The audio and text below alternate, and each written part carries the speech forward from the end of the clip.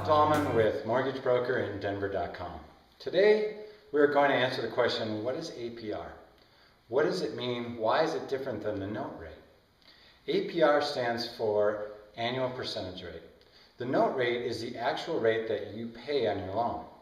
APR is a mathematical formula which is meant to even the playing field. If you go to 5 different brokers, you may get many variations of loans. One broker may tell you, hey, I can get you this rate, it'll be 3 points and you have to pay $500.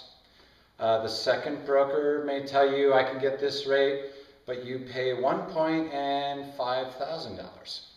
The other broker might say, I can get you this rate, no point, no costs. So how do you know which one to choose?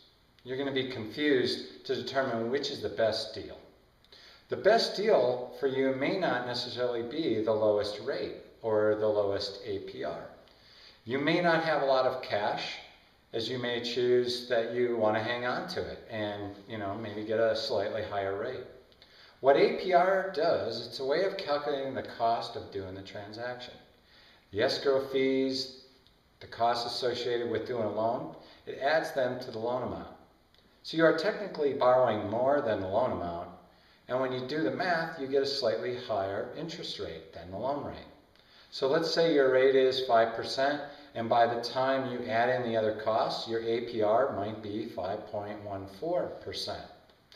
By now, if you look at the 5 different brokers and their offers, you can do a comparison based on the APR. You can see who is the most expensive or least expensive. And just because one is the least expensive doesn't necessarily mean it's the best choice. If you have to bring a lot of cash to get that rate, it might not work for you. If you don't want to lay out another $10,000, when you may look at a slightly higher APR and say, well, I'm saving my cash. The APR has nothing to do with what your payment is. That will be on the note rate, which you are locking in with your broker and negotiating with the borrower. Thank you.